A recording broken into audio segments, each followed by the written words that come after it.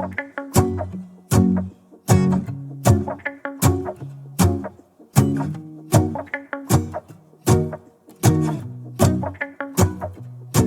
go outside, the snow is falling down and every child is having so much fun.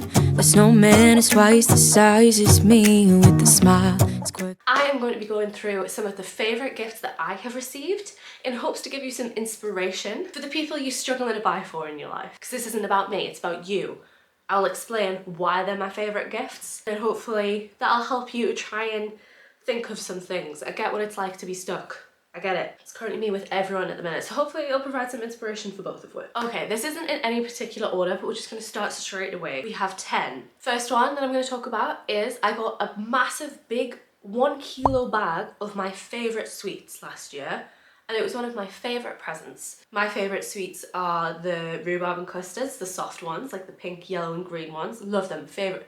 Literally ate the entire kilo bag. Not in one go. But I loved it so much because it was such a personal thing for me. Like, they knew they were my favourite sweets. I feel like if it was just any random sweets, it wouldn't have been as meaningful, but the fact that they are my favourite sweets and that I talk about how they're my favourite sweets a lot, they had remembered that they were my favourite sweets. And also, I'm not going to buy that for myself. I mean, maybe I could, but I probably wouldn't go buy a kilo bag of rhubarb and custards. And it was also such a good gift because it like stretched over the Christmas period. It wasn't just for Christmas Day. I got to eat them for the next like week and a half, 2 weeks. And it was just good. It was such a good like little gift or medium-sized gift that really showed that they'd listened to something that I liked and was something I'd never buy for myself. Next up was some earrings. Now, if you've been around for a while, you'll know in last year's Vlogmas, I did a gift guide of saying, please stop buying these things for presents. And in that, I had jewellery. But the earrings that I got from a friend were very personal to me. The ones that she got me were these face earrings and they were asymmetrical, and I have earrings like that and they were in the colour that I wear, which means she knew what I liked, which meant a lot. The fact that she'd got something that she knew I was going to like, obviously I know that is hard, but getting something like that, it means that the person understands your likes and has looked at the type of things, the type of earrings that you wear in the past, and also knowing what metal type that you wear. I feel like it's really sad if you're a silver person and you see someone buy you gold and it's like, oh, you don't even know that about me. So even if there's something that they aren't going to wear all the time, it's still nice to receive that gift as a way of like, to be known is to be loved, to know that that is what they like. Even if they only wear them once a year, that's a really lovely gift, I think. Next up is something that I did talk about in last year's gift guides as well, in the book section, and that is coffee table books. I've brought one that I have. I honestly think coffee table books are the perfect gift for book lovers because there's so many aspects to it. You can get it in something that you know they like.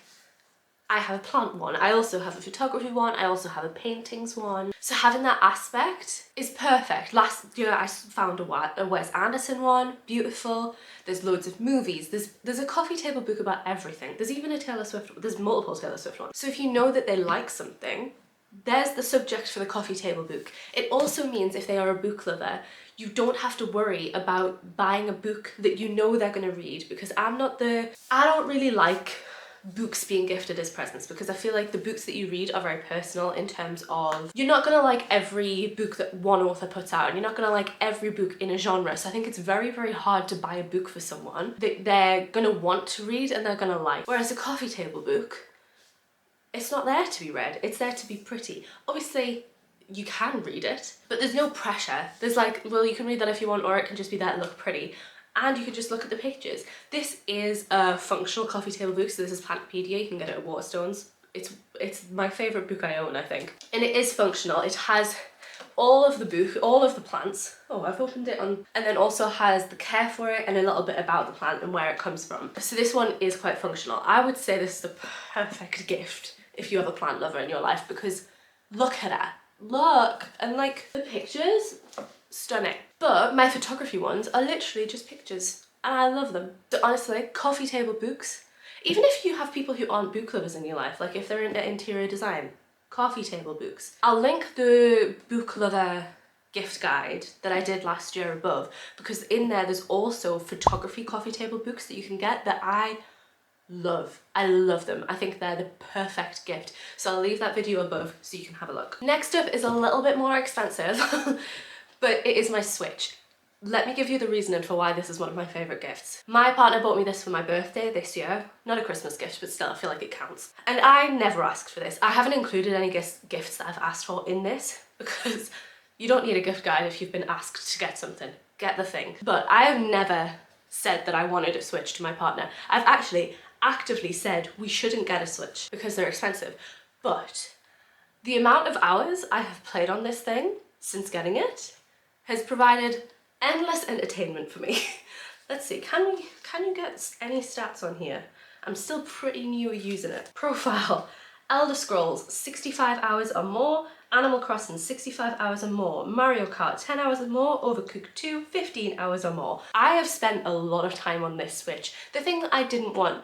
And this is a bit more of like a, you really need to know the person if you're gonna do this one. And it's getting them something that they think that they won't enjoy, but actually they are going to enjoy. And obviously that works quite well for my partner. He does know me better than I know myself. If you want at that level with the person, maybe just ignore this one. But he knew that I was going to enjoy that. He knows I like video gaming. He knows that I get bored when I'm sitting on the settee and like I'm just playing on little games on my phone. Or when we're out and about, when we're traveling, I like playing games on my phone. That Switch, it's very, very good for me. So if there is something, I'm not going to lie, right? You might not get the best reaction out of them in the moment. When I opened that on my birthday, I was like, oh, okay. But now I am so grateful that he got me that. I love him for it. Next up is my YouTube plaque.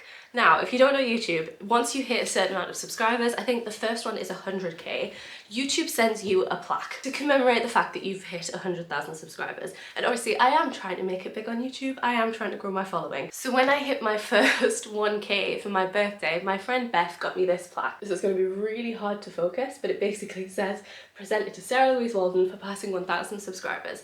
The reason I love this is because it was so personal. And I never would have bought this for myself. I never even thought about it. I didn't even think this was something that some people did. But this is an achievement that I had, and it's also something that I want to keep going with. Like, I want that plaque eventually. So this is so lovely. So if you have somebody who is doing like a side hustle or is self-employed or has just gotten a really good milestone in their career, having something like celebrating that, or even just like running. If someone's done their first 10k, 5k, 1k, you could get them a little something to commemorate that. I think this is such a lovely gift. Like, if it's important to them, I'm sure they'll love it. My next thing is actually in frame. She's there. And that is my terrarium. I feel like this one is a bit more like specific to plant lovers in your life, but the terrarium is just a glass jar with some plants in it, and it's pretty much self-sufficient. It does its own thing because it's got a lid on. It like produces its own water from the heat in the air, and it just survives. And I love that gift because it means I don't have to do anything. I think gifting a plant it can be great if you really know that person. You know they love plants, you know they have like equipment to look after plants, you know that they have a routine to look after plants. But if they don't have that, it can be a little bit like, here's something for you to keep alive and for you to do. Them don't need anything. I think they are great gifts. I also think it's a great gift because it's very neutral in terms of decor. They kind of fit into any decor because it's glass. They can slot in anywhere. Minimal can fit in. Eccentric can fit in. Maximalist can fit in. Plants can fit in. No plants can fit in because it's a tiny little glass jar. So I think they're great gifts. You can get them from pretty much any garden centre. All of the Dobbies have them. And you can actually even make them yourself. So my sibling made my partner one a year ago, which is really cute because then they got to put his favourite plants and things in there, which is a really cute personal idea. Next one is again a bit more expensive, but just take the idea and apply it wherever you can. And they are my Beats. I love my Beats, so I would recommend these just in general. But before I was using the Beats, I was using an Amazon-owned wireless headphones that cost me about 16 quid. These are a major upgrade, and I use my headphones all the time. I use them every day in the gym. I use them whilst working. I use them, at the time I was using them for university, I was using headphones all the time. And the quality of the headphones that I had was not good. So giving someone an upgrade to something that they use all the time is a brilliant idea. Even if it's just a slight upgrade. Obviously these can be expensive. Getting people expensive headphones costs a lot of money. But even if it's just a slight upgrade, I think it shows that you're noticing what they're doing day to day. It shows you know them, and then it just gives them that little like luxury bump. And that could be anything. It could be like skincare. If you see that they're using a really inexpensive moisturizer, get them a little bit of a nicer moisturizer, give it a try. Obviously it depends on the person on that. If they're very like holy grail with their skincare, maybe don't go for skincare, but you get what I'm saying. A journal, get them a really nice journal, things like that. Next one is theatre tickets, and that is because it is an experience that I always want to do. I always want to go to the theatre, but the theatre's expensive. I also live in the northeast, so there's not always something on at the theatre that I want to see. But that is an experience I always want to have, and getting theatre tickets shows me that that person knows I love the theatre, and because I love it, I don't even care that much about what I see. I just want to go to the theatre. So getting tickets to show, obviously a meaningful show is more impactful. I got tickets to Dear Evan Hansen last year, and that's my favourite show ever.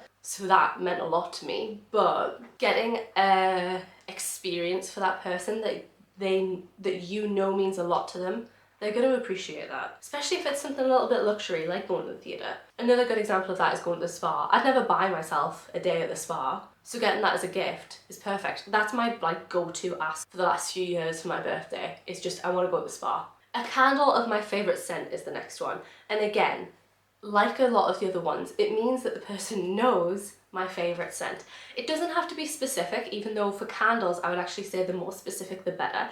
The reason I've said favourite scent is because I think if you don't know what they like, don't go for candles, because they'll never get used if they don't like the smell, and people are particular about scents. If I got a cinnamon candle, it's never getting lit. So I think the more particular you can go, the better. Like if someone got me a festive spice candle, perfect. That is my favourite scent in the entire world. And I also have very specific Yankee scents that I like. So if I got one of them, buzzing. They've listened, they know what scent I like. But if you don't know specifics and you just know, oh, they love the smell of lavender, and you get a lavender candle, that's also really lovely. It also is one of those ones where you can get it from like tea lights to huge candles, so I feel like it's a good scalable gift. And I feel like candles, in my opinion, are a bit better than diffusers because you can light them and control how quickly they go down. Diffusers, they just do their own thing, and some of them don't last very long. So candles are nice because it becomes then like an experience that that person can light it whenever they want. Just be careful with stuff like this, because I got my friend for their birthday last year like a room spray. It was like a sleeping room spray, and they have pets, and I hadn't thought of that, and the oils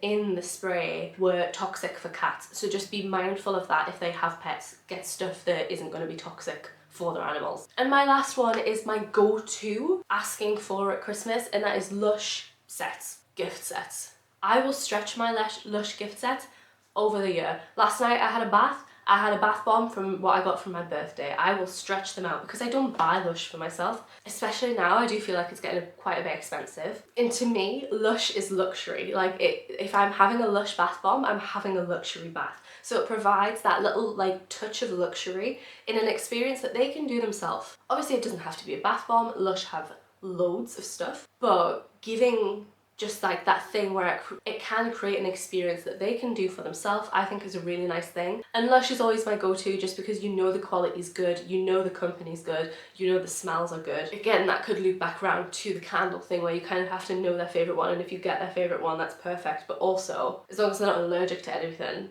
they're probably going to like all of them. And I feel like it's got a good price range. I normally do this for people who don't really know me that well. I'm like, just get me like the cheapest Lush bath bomb set. And obviously, if you know them more personally, you can go and pick which ones are going in the set.